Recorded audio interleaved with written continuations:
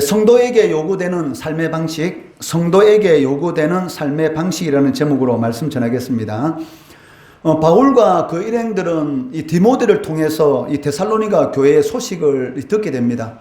데살로니가 교회는 이 바울이 이 데살로니가 지역에서 이 전도하고 이 3주 동안 세운 교회였습니다. 그러니까 3주 정도밖에 이 데살로니가 지역에 있을 수밖에 없었기 때문에 이 어떻게 보면 데살로니가 교회는 그 신생교회, 어떻게 보면 믿음이 제대로 세워지지 않은 그런 연약한 교회다라고 할 수가 있습니다.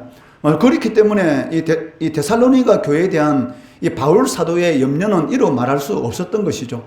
마음 같았으면 지금 당장이라도 이 데살로니가 이 교회를 방문해서 그 연약한 성도들의 이 믿음을 이 굳게 하고 싶었지만 그 유대인들의 이 박해로 인해서 올라가면 그 죽을 수 있는 그런 위험, 그런 상황 때문에 이 데살로니가 교회에 본인이 가지 못하고 이 디모데를 보내었습니다. 그리고 디모데를 통해서 이 데살로니가 교회 소식을 듣게 되는데 그 소식은 무엇이었습니까? 그러니까 자신이 걱정하고 염려하는 것하고는 전혀 다르게 여러 환난 가운데서도 흔들리지 않는 그러한 이 믿음 이 생활을 하고 있었다는 것입니다. 이로 인해서 그들은 그 자신들도 이 궁핍과 이 환난 가운데 있었는데 큰 위로를 받았다라고 하는 것을 볼 수가 있다는 것이죠. 데살로니가전서 3장 7절 말씀 한번 같이 읽어볼게요. 시작. 이러므로 형제들아 우리가 모든 궁핍과 환난 가운데서 너희 믿음으로 말미암아 너희에게 위로를 받았노라. 아멘. 그러니까 3주 정도밖에 되지 않은 어떻게 보면 너무나 믿음이 연약한 그런 이 데살로니가 교회였지만 이 황제 숭배라는 그런 핍박 가운데서 또 경제적으로 여러 가지 어려운 그런 상황 가운데 있으면서도 불구하고 이 마케도냐 전 지역에 이 본이 되는 그러한 신앙생활을 하고 있다라는 이 디모데의 이 말을 듣고 환난과 이 어려운 가운데서 이 전도 사역을 감당하고 있던 이 바울과 그 일행들이 위로를 받았다라고 말하는 것을 볼 수가 있습니다. 하지만 이 몇 가지 문제점이 없는 것은 아니었습니다. 왜냐하면 이 신앙이 어리다 보면 여러 가지 많은 문제점이 생길 수가 있지 않습니까? 데살로니가 교회도 마찬가지였던 것이죠. 세워진 지 3주 정도밖에 되지 않은 그러한 이 교회였고, 그리고 믿음을 굳게 할 시간도 없이 이 바울과 그 일행들이 그 지역에서 쫓겨날 수밖에 없는 그런 상황이었기 때문에 이 데살로니가 성도들이 이 바울 사도의 그 배운 그대로 행하고 있었지만 또 그 가운데서도 여러 가지 이 문제점이 나타나고 있었습니다. 그 데살로니가 성도들은 이 환난 가운데서도 이 믿음을 잘 지키고 있었고 또 서로 사랑하라는 이 예수님의 말씀대로 피차 서로 사랑하고 또 그리스도의 이 재림을 기다리는 그러한 신앙 또한 가지고 있었습니다. 그렇지만 문제는 무엇입니까? 이교사회, 이 불신사회, 우상을 섬기는 그러한 사회에서 오래 생활하고 뒤늦게 믿다 보면 사실 여러 가지 많은 이런 문제가 생기는 것을 볼 수가 있어요. 이 데살로니가 이 교회도 마찬가지였습니다. 그 이교사의 이 중심부에서 그 데살로니가 이 교인들이 살아가고 있었기 때문에 이 성적인 그러한 이런 문제라든지 이런 도덕적인 그러한 이런 문제들, 그리고 실제적인 삶 가운데 여러 가지 문제들이 있었기 때문에 거기에 대한 이 권면이 필요하였던 것입니다. 그래서 바울은 이 먼저 성도들에게 그 하나님께서 기뻐하시는 그런 삶의 방식이 무엇인지 거기에 대해서 말씀하는 것을 볼 수가 있다는 것이죠. 1절 말씀 한번 같이 읽어볼게요. 시작. 그러므로 형제들아 우리가 끝으로 주 예수 안에서 너희에게 구하고 권면하노니 너희가 마땅히 어떻게 행하며 하나님을 기쁘시게 할 수 있는지를 우리에게 배웠으니 곧 너희가 행하는 바라 더욱 많이 힘써라. 아멘. 1절 말씀에 보시면 그 하나님께서 성도들에게 요구하는 그 삶의 방식이 무엇입니까? 그것은 이 하나님을 기쁘시게 하는 것이다 라고 말씀하고 있다는 것이죠. 그러니까 하나님을 기쁘시게 하는 삶, 이것은 어떤 삶일까요? 즉, 이 예수를 믿지 않는 그러한 이전의 삶의 방식에서 떠나서 그 그 하나님이 기뻐하시는 그러한 삶의 방식으로 옮겨가는 그러한 삶이 하나님께서 기뻐하는 것이다 라고 이렇게 말을 할 수가 있다는 것이죠. 이전 것은 지나갔으니 보라 새 것이 되었도다. 그러니까 이것이 바로 하나님께서 기뻐하는 삶이다 라고 말을 할 수가 있습니다. 그렇기 때문에 내가 예수를 믿는다, 하나님을 기쁘게 하는 그런 삶을 살아간다라는 것은 무엇을 의미합니까? 예수 믿기 전에 이전의 삶을 떠나서 하나님이 기뻐하는 그런 삶의 방식으로 살아가는 것, 이것이 바로 하나님께서 기뻐하는 삶이다라고 말을 할 수가 있다는 것이죠. 사실 이 데살로니가 교회 성도들은 이미 이러한 삶을 살아가고 있습니다.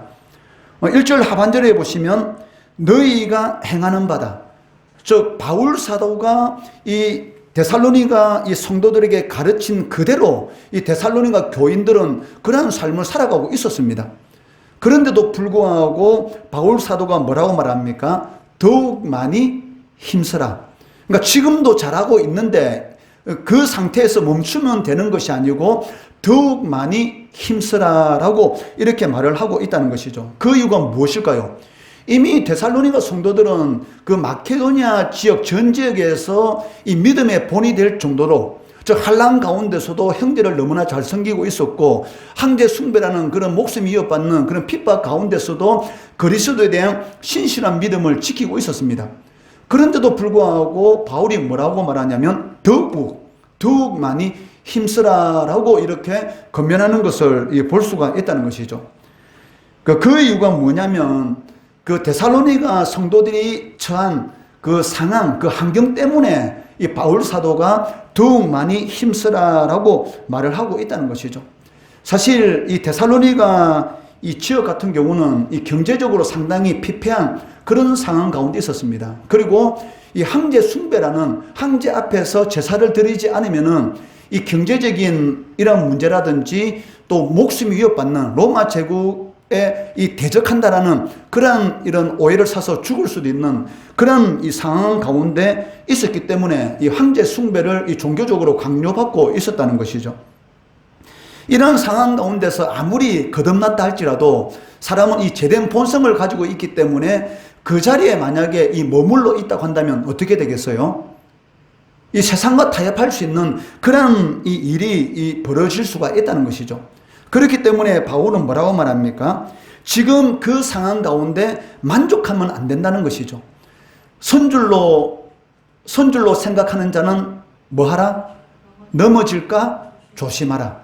나는 됐어. 이마탄 신앙이면 나보다 더 믿음 생활 잘하는 사람 없어. 특히 우리 교회같이 작은 교회, 이 개척교회 같은 경우는 조금만 열심히 하면 마치 자신이 믿음이 좋은 사람인 것처럼 착각할 수가 있잖아요. 여러분들도 마찬가지 않습니까? 반주하고 또 이렇게 친구들 전도회가 데리고 오고 그리고 이렇게 PPT 이렇게 맡아가다 보면 야, 나는 대단해.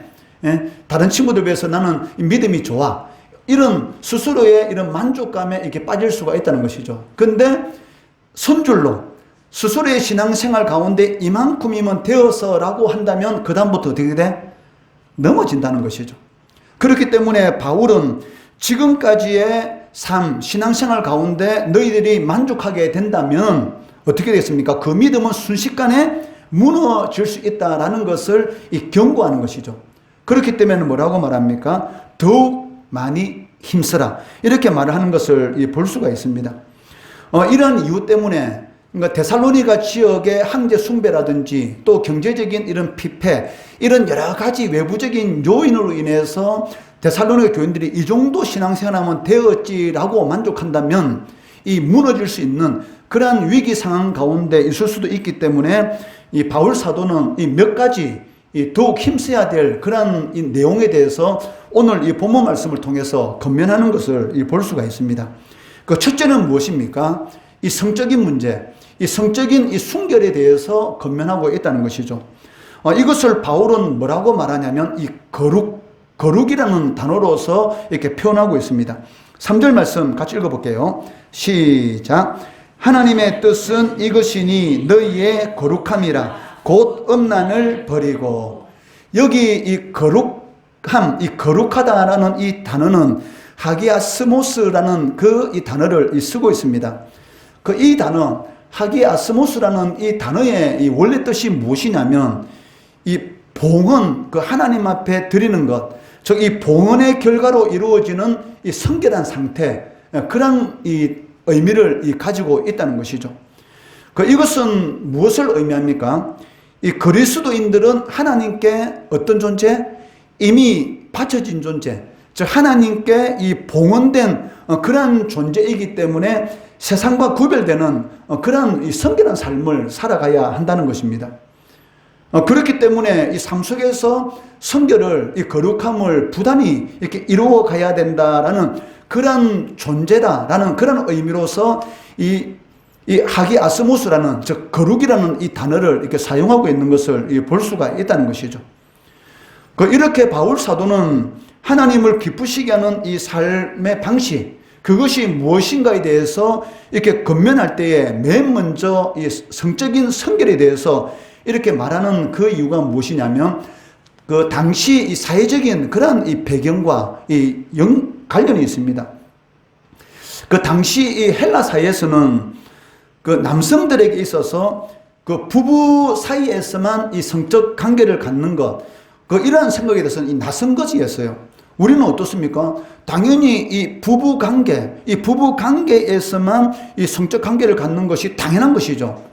그런데도 불구하고 이 고린도라든지 이 데살로니가라든지 아니면 빌립보라든지 아니면 이 아테네라든지 이 지역 같은 경우, 이 헬라 지역 같은 경우는 이 부부 사이에서만 이 성적인 관계를 갖는 것은 이상하다 하는, 그러니까 부부끼리만 관계를 갖는 것은 이상하다라는 그런 생각을 가지고 있었던 것이죠. 그렇기 때문에 이 대부분의 이 남성들이 그런 성적인 이런 쾌락을 누리기 위해서 이 정부를 이렇게 둔다든지 아니면 이 몸을 파는 그런 이 여인들과 일상적으로 이런 성적인 그런 이 관계를 맺고 있었다는 것입니다. 거기에다가 당시 이방 종교들은 어떻습니까? 이방 종교들은 성적 문제에 대해서 성결을 가르치지 않습니다. 여러분, 이단들 보면 어떻습니까? 그 이단들 보면은 이 성적인 이런 문란함, 그런 것을 이렇게 많이 이렇게 볼 수가 있는데 그 이유가 무엇입니까? 이 거룩함이란 것하고는 별 관심이 없는 것이죠. 당시에도 이 이방 종교들은 이 성적인 그런 문제에 대해서는 이 성결을 가르치지 않았기 때문에 오히려 어떤 일이 있습니까? 자신이 풍요로운 그런 삶을 살기 위해서는 이 신전에 와서 우상을 섬기는 그런 신전에 와서 제사를 드리는데, 이 제사 자체가 무엇이냐면 이 종교적인 그런 매춘을 이렇게 조장하고 있었다는 것이죠. 여러분들 나중에 고린도라든지 아니면 빌립보라든지 그런 이런 유럽을 여행할 그 기회가 있다면 고린도에 가보면 여러 신전들이 있습니다. 거기에서 그 유명한 신전이 무엇이냐면 그 아프로디테 신전입니다. 그 로마 신화에서는, 그러니까 그리스 신화에서는 아프로디테라고 말하고 로마 신화에서는 비너스 이렇게 말을 해요. 그런데 당시 이 아프로디테 이 신전에 약 1000명 정도의 여자 사제들이 있었습니다. 그런데 이 여자 사제들이 하는 것이 무엇입니까? 이 종교적인 매춘, 그 신전에서 이 여사제들과 이 종교적인 이 매춘을 행하는 그러한 일을 행했던 것이죠. 그렇기 때문에 이 데살로니가 교회 이 성도들 같은 경우는 이러한 사회적인 그러한 이 상황 가운데서 언제든지 이 예수 믿기 전에 그러한 삶을 살아갈 수가 있다는 것이죠. 전혀 이 성적인 성결 문제하고는 상관이 없는 그러한 이런 삶, 이것이 이상한 것이 아니고 또 그것이 죄가 아닌 것처럼 그런 삶을 살아갈 수가 있다는 것입니다. 그렇기 때문에 이 바울 사도가 첫 번째로 이 데살로니가 성도들에게 강조하는 것이 무엇입니까? 이 성적인 이 성결 문제인 것이죠. 그 이유가 무엇이냐면 성경에서는 성도들의 이 몸에 대해서 뭐라고 말합니까? 너희 몸은 그리스도의 전, 즉 성령께서 너희 몸 가운데 거하시는데 어떻게 너희들이 이 몸을 이렇게 함부로 이렇게 음행하는 데에 이렇게 들이풀 수 있느냐라고 이렇게 권면하는 것을 볼 수가 있다는 것이죠. 고린도전서 6장 18절에서 20절 말씀 한번 같이 읽어볼게요. 시작. 음행을 피하다 사람이 범하는 죄마다 몸 밖에 있거니와 음행하는 자는 자기 몸의 죄를 범하느니라. 너희 몸은 너희가 하나님께로부터 받은 바 너희 가운데 계신 성령의 전인 줄을 알지 못하느냐. 너희는 너희 자신의 것이 아니라 값으로 산 것이 되었으니 그런즉 너희 몸으로 하나님께 영광을 돌리라. 아멘. 그 성도가 음행을 피해야 하는 그 이유가 무엇입니까? 그 사람이 범하는 모든 죄들은 이 몸 밖에 있는 죄잖아요. 여러분들이 도둑질을 한다든지 아니면은 다른 사람에게 이 사기를 쳐서 그 사람의 이 물질을 빼앗는다든지 아니면 여러 가지 이런 일들은 전부 다 몸 밖에서 행하는 일입니다. 그런데 이 음행은 무엇입니까? 이 몸 안에서 행하는 있는 것이죠. 그런데 성도들의 몸은 무엇입니까? 하나님께로부터 받은 것이란 것입니다. 그렇기 때문에 우리의 몸으로 하나님께 영광 돌리는데 사용해야 되는 것이지 이런 거룩한 몸으로 이런 음행을 행하는 즉 믿지 않는 자들과 같은 그런 삶을 살아가면 안 된다라고 권면하는 것을 볼 수가 있습니다. 바울은 데살로니가 교회 성도들에게 이 거룩함과 존귀함으로 자신을 통제, 이것이 중요하죠. 자신을 통제해서 아내만을 취하라라고 명령하는 것을 볼 수가 있습니다. 4절 말씀 같이 읽어볼까요? 시작. 각각 거룩함과 존귀함으로 자기의 아내를 대할 줄을 알고, 여기 거룩함과 존귀함으로 자신의 아내를 대한다라는 것은 무슨 말이냐면 자신을 통제해서 아내만을 취해야 된다라는 그런 의미를 가지고 있다는 것이죠. 하나님께서 결혼한 이 부부에게 허락한 이 성적인 관계는 남편과 아내만을 허락한 것입니다. 그렇기 때문에 하나님께서 너 자신을 통제라.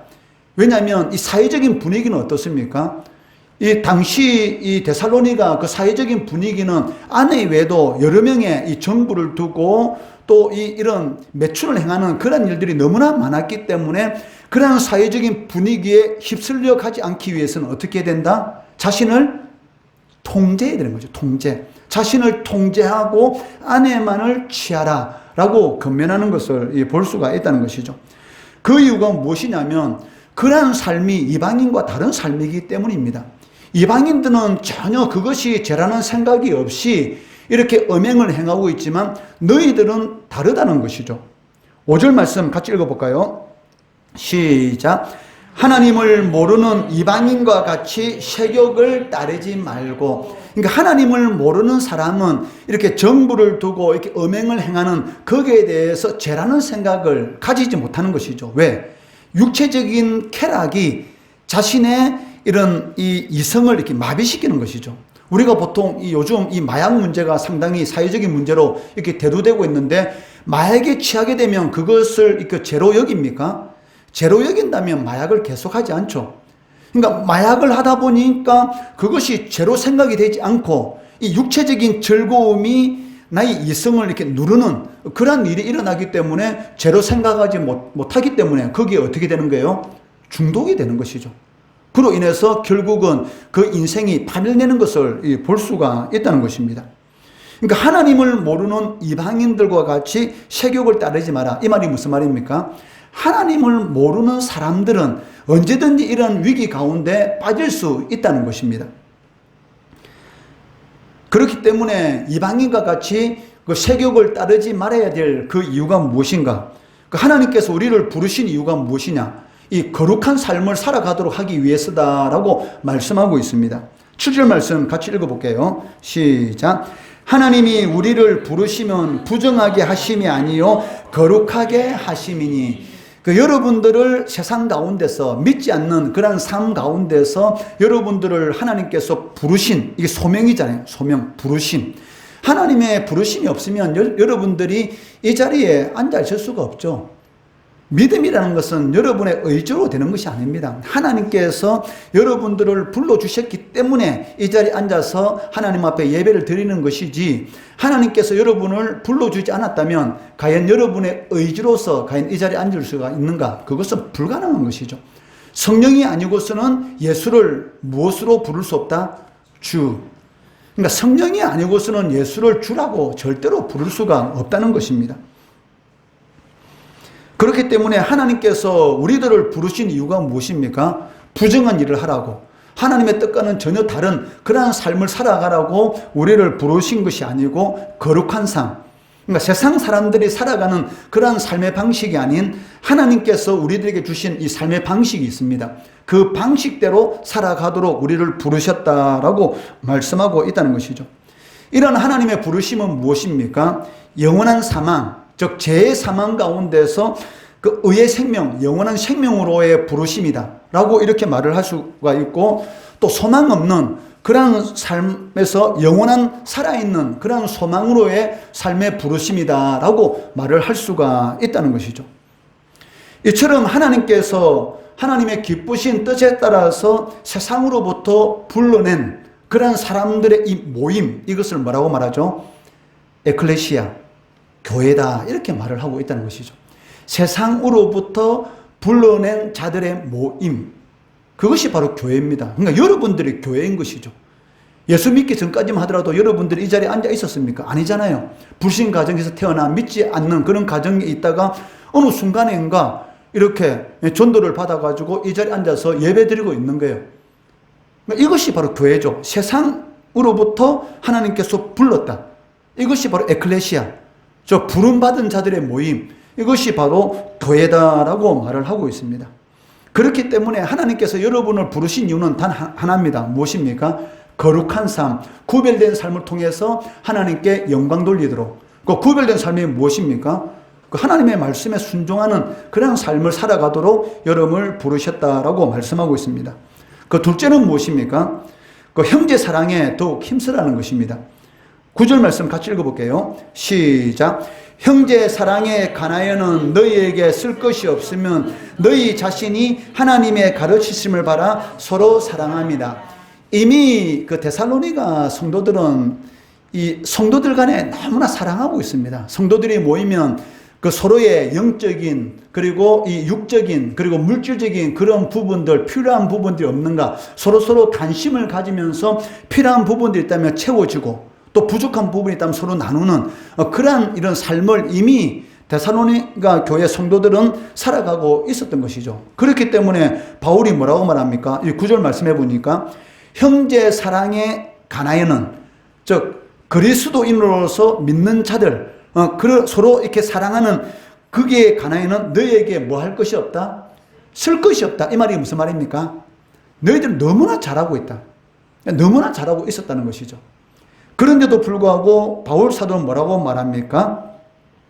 더욱 어떻게 하라? 힘써라. 이렇게 말을 하는 것을 볼 수가 있다는 것이죠. 그러니까 여기에 대해서 이 종교개혁자 칼빈은 무엇이라고 말을 하고 있습니까? 한번 같이 읽어볼게요. 시작.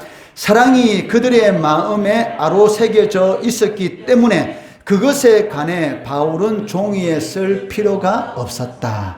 그러니까 데살로니가 교회에 편지를 보내는데 이미 데살로니가 교회 성도들의 마음에는 뭐가 있어요?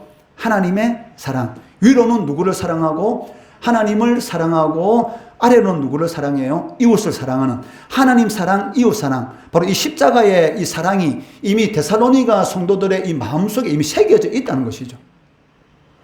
그럼에도 불구하고 10절 말씀에 보시면 더욱 그렇게 하라. 이렇게 권면하고 있습니다. 10절 말씀 같이 읽어볼게요. 시작.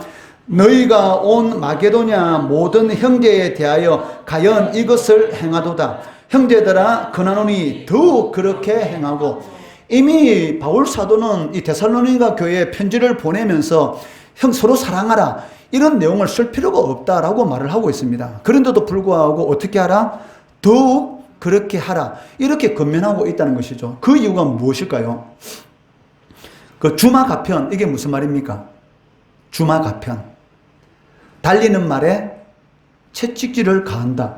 이미 말이 잘 달리고 있어요. 그런데 왜 채찍질을 가합니까? 말이 제대로 달리지 않으면 그때 채찍질을 가해가지고 말을 달리도록 해야지. 이미 말이 열심히 잘 달리고 있는데도 불구하고 그 잘 달리는 말에 채찍질을 가한다. 이것이 바로 주마가편이라는 사자성어입니다. 그 이유가 무엇입니까?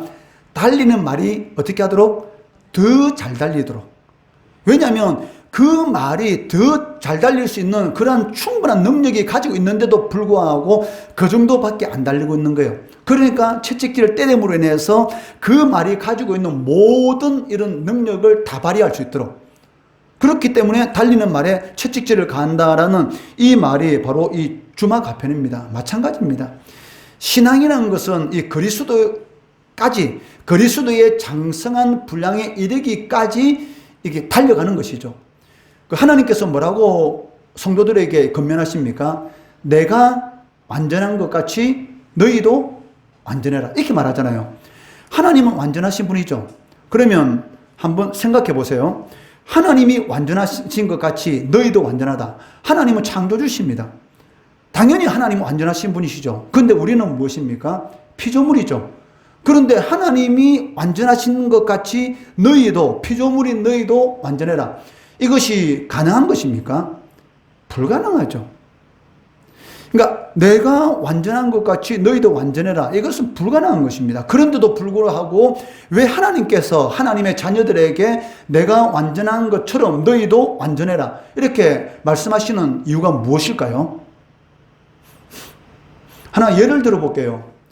부모님이 이 자녀를 키울 때 어떻게 합니까? 자신은 부족한 것 많아도 자식에게는 요구하는 것이 엄청나게 많지 않습니까? 이 개는 옆으로 가잖아요. 그런데 그 어미 개가 자식 개 보고 뭐라 말합니까? 옆으로 가면 안 돼. 자신은 옆으로 가면서 그 자식 개 보고는 뭐래요? 옆으로 가지 말라는 거예요. 그 말이 무슨 말입니까?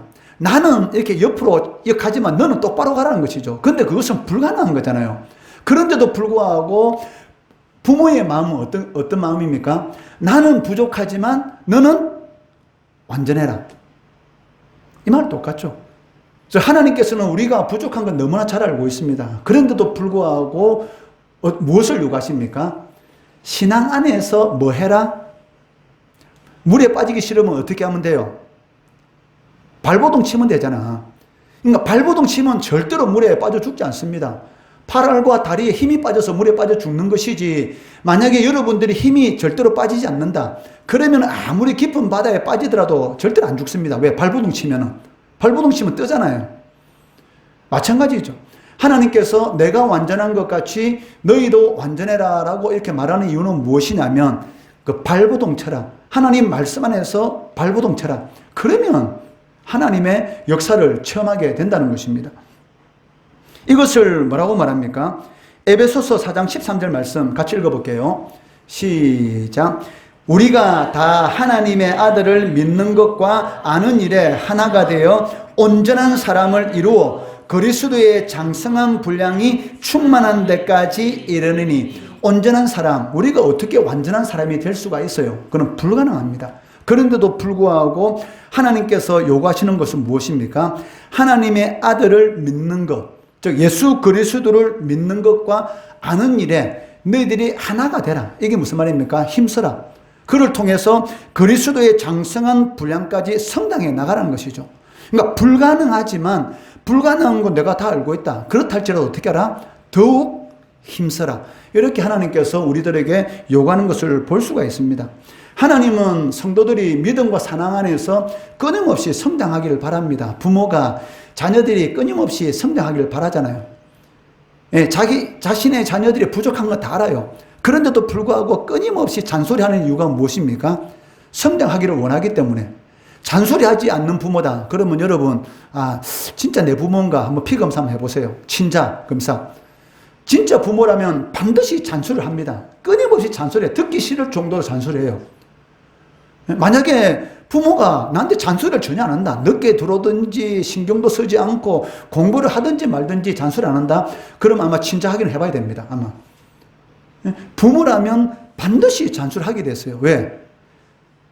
완전한 상태까지 안 되는 줄 알면서도 불구하고 완전하도록 원하는 것이 부모예요. 그것이 바로 하나님의 마음이다 이 말입니다. 우리가 부족한 것 하나님께서 너무나 잘 알고 있습니다. 그런데도 불구하고 너희들 완전해, 온전한 삶을 살아, 완전한 삶을 살아 이렇게 요구하는 것은 무엇입니까? 부족하지만 한번 힘써봐. 그러면 될 거야. 힘써봐. 그렇게 하나님께서 이렇게 우리들에게 권면하는 것이죠. 세 번째는 무엇입니까? 성도는 자기 일에 충실하고 건면하게 일해야 한다라는 것을 권면하고 있습니다. 11절 말씀 같이 읽어볼게요. 또 너희에게 명한 것 같이 조용히 자기 일을 하고 너희 손으로 일하기를 힘써라. 바울이 이렇게 데살로니가 성도들에 권면하는 이유가 무엇이겠습니까? 그 예수님의 이 재림에 대한 오해가 이 데살로니가 교회 성도들 가운데 있었다는 것이죠.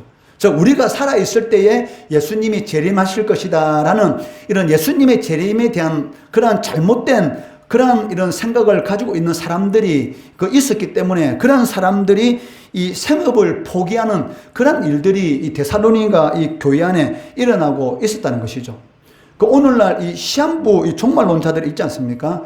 이런 예수님이 곧 재림하실 것이다 라는 그러한 생각을 가지고 학교라든지 직장을 다 때려치우고 그리고 오직 주님의 이 재림의 날만을 기다리면서 집단 생활하는 그런 이런 그 종교 집단들도 이렇게 볼 수가 있다는 것이죠. 그런데 성경은 뭐라고 말씀하고 있습니까? 예수 그리스도께서 언제 재림하실지는 아무도 모른다고 했습니다.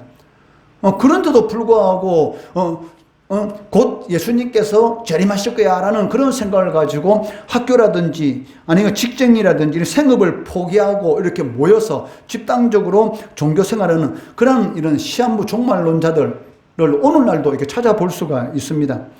그러니까 물론 데살로니가 교회 성도들은 시한부 종말론자들은 아닙니다. 그런데도 불구하고 이 예수님의 이 재림에 대한 잘못된 그러한 생각을 가지고 있는 일부 성도들이 있었기 때문에 그러한 사람들이 이 교회에 좋지 않은 그러한 영향을 이렇게 미치고 있었다는 것이죠. 그렇기 때문에 바울이 뭐라고 말합니까? 자기 손으로 힘써 일해야 한다라고 권면하고 있습니다. 이게 무슨 말입니까?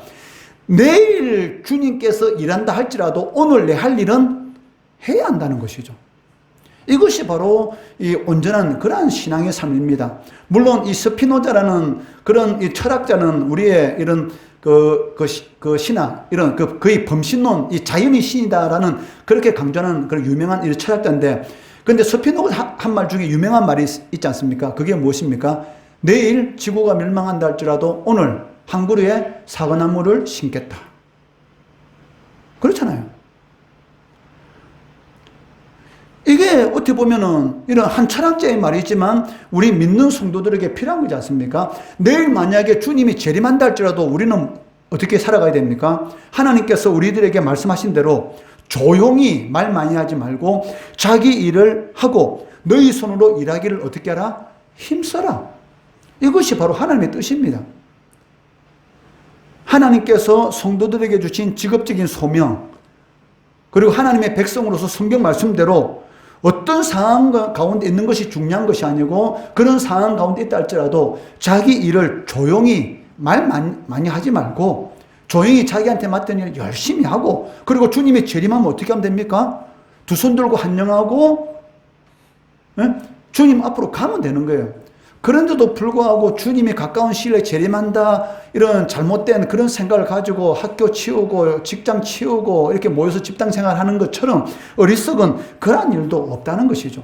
하나님이 원하시는 것은 무엇입니까? 11절 말씀, 너희에게 명한 것, 이 명령, 하나님의 명령이라는 것이죠. 너희에게 명령한 것 같이 조용히, 아무리 예수님이 재림한다는 말은 이런 이단적인 그러한 말들이 많다 할지라도 그 날과 때는 인간은 도저히 알 수가 없기 때문에 그건 하나님 안에 있는 것이기 때문에 오늘 현재 자기 하는 일에 최선을 다해서 열심히 하라라고 말을 하고 있습니다. 그리고 열심히 하다가 주님 오시면 어떻게 하면 돼요?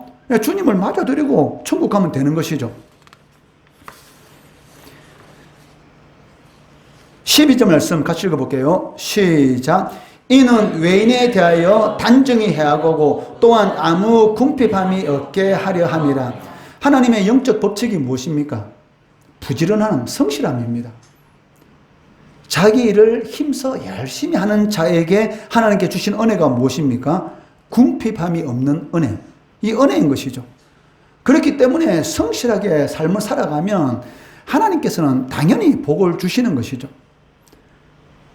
경제적으로 궁핍함이 되지 않도록 자기 손으로 열심히 일해라라고 권면하는 것을 볼 수가 있다는 것이죠. 이런 권면을 지금 누구한테 하고 있는 거예요? 주님께서 내가 살아있을 때 재림하실 것이다 라고 생각하면서 생업을 포기하고 있는 이런 잘못된 그런 신앙을 가지고 있는 이 데살로니가 교회 성도에게 지금 하고 있습니다. 주님은 내 살아있을 때 오실 거야. 그러니까 지금 일하는 것이 중요한 게 아니고 기도하고 말씀 듣고 오직 거기만 매진해야지. 이렇게 생각하고 있는 사람들에게 바울 사도의 권면이 무엇입니까? 너 잘못된 신앙생활을 하고 있어. 사람들 보기에는 마치 믿음이 좋은같이 그렇게 보일지 모르겠지만 너 잘못된 신앙생활을 하고 있어. 하나님의 뜻은 무엇이야? 주님이 내일 재림한다 할지라도 오늘 내가 할 일을 열심히 하는 것, 그것이 바로 하나님의 뜻이야. 그리고 그런 삶을 살아가야지만이 궁핍함이 없는 그런 은혜를 베풀어 주셔. 이렇게 말을 하고 있다는 것입니다. 바울의 권면은 무엇입니까? 일하지 않아도 하나님이 도와주실 것이다 라는 이런 잘못된 신앙을 가지고 있는 사람들을 경계하는 것이죠. 이것은 다른 사람들을 괴롭히는 것이죠. 그렇기 때문에 어떤 상황에서라도 자기 일에 충실하고 권면할 것을 이렇게 요청하는 것을 볼 수가 있습니다. 오늘 이 본문 말씀을 통해서 우리는 이 세 가지 하나님께서 성도들에게 요구하는 이 삶의 방식에 대해서 살펴보았습니다. 첫째는 무엇입니까? 이방인들과 같이 성적 이런 세욕을 쫓지 마라. 즉 성적인 순결을 유지하라 라고 이렇게 권면하고 있습니다. 그 이유가 무엇입니까? 하나님의 뜻이 성도들은 거룩하게 구별되게 사는 것이고 또 우리가 구별된 그러한 삶을 살도록 하나님께서 우리를 부르셨기 때문이다 라고 말씀하고 있습니다. 두 번째는 무엇입니까? 형제 사랑에 대해서 더욱 힘쓰라. 여기서 말하는 형제는 누구를 말합니까? 그리스도 안에서 믿는 형제들. 그러니까 형제 사랑에 대해서 더욱 힘쓰라. 저 형제가 영적으로 육적으로 물질적으로 부족함이 있으면 네가 가진 것으로 채워주라는 것이죠. 그리고 세 번째는 무엇입니까? 자기 일에 충실하며 근면하게 일해라. 내일 주님께서 재림한다 할지라도 오늘 할 일은 해라는 것이죠. 그리고 주님 오시면 즐거운 마음으로 맞으면 되는 것입니다. 그런데도 불구하고 생업을 다 포기하고 마치 기도하고 말씀만 하고 있으면 주님께서 좋아할 것처럼 성경에는 그렇게 기록된 적이 없습니다. 왜? 주님께서 언제 재림하실 것이 나를 모르기 때문에 현재 있는 상황 가운데에서 맡겨진 최선을 다해서 하라. 그것을 통해서 너희 몸으로 하나님께 영광 돌리라 라고 이렇게 권면하고 있다는 것이죠. 그러니까 자기 일에 충실하고 권면해야 될 그 이유가 무엇이냐면 이게 궁핍하게 가난하게 되지 않는 하나님의 영적 법칙이 바로 그것이기 때문입니다. 이러한 세 가지 교훈, 이것을 우리의 삶에 잘 적용하시고 그를 통해서 하나님이 기뻐하시는 성도의 삶을 살아가시는 우리 성도들, 우리 고등부 되기를 주의 이름으로 축원합니다.